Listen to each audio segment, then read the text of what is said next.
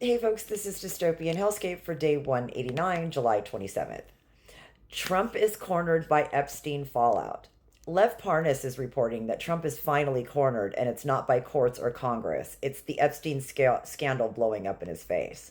The media didn't move on this time, and Trump is losing it.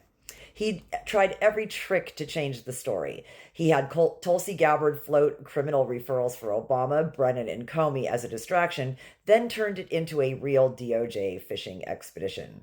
He even yanked Ghislaine Maxwell out of prison for a secret two-day meeting with his fixer Todd Blanche, who also happens to be an assistant AG and friends with Ghislaine's attorney.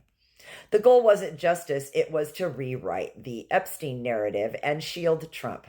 Lev says they've already made a hit list of people to silence or frame, but it's not working because survivors and whistleblowers are speaking out and the story has real momentum. And running to another country did not work either. Scotland did not disappoint, with protesters and reporters asking about the Epstein case. Nice try, Taco. You can run, but you cannot hide. While Trump's spinning out in public, he's quietly accelerating Project 2025, rigging election rules, and using ICE like his own secret police, snatching up citizens without warrants to see how far he can push it. Lev warns that the media is too slow, and by the time they notice, it might be game over. So it's up to us. Kamala, Beyonce, and broadcast threats. Trump is recycling claims that Kamala Harris bought Beyonce, Oprah, and Al Sharpton for endorsements, even though FEC records show just normal production reimbursements. He's also threatening to yank NBC and ABC's broadcast license for being Democrat mouthpieces, and the FCC chair seems happy to play along, giving journalists a fresh reason to sweat. Pure chaos coast to coast. Meanwhile, chaos elsewhere.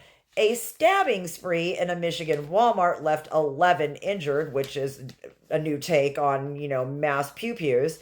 Tariffs hit August 1st with zero mercy. Hegseth tried turning the Pentagon into a spy drama with routine lie detector tests until the White House told him to chill.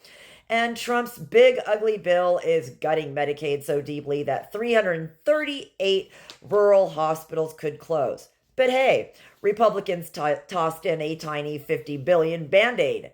ICE deported a Laotian killer to South Sudan. Yes, South Sudan, ignoring a judge's order, while the victim's daughter condemned the due process dumpster fire. Doge is using AI to delete 100,000 regulations like its clearinghouse browser history. A Venezuelan kids baseball team was banned from the World Series thanks to travel bans.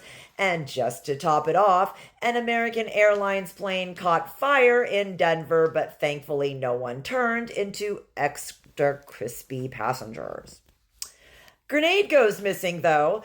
A grenade vanished after a deadly explosion at an LA sheriff's training site last week that unalived 3 veteran deputies. They were handling 2 military-style grenades. One went boom, the other pulled a Houdini. Now there's a full-blown investigation and new rules coming because apparently, oops, the missing grenade wasn't in the manual.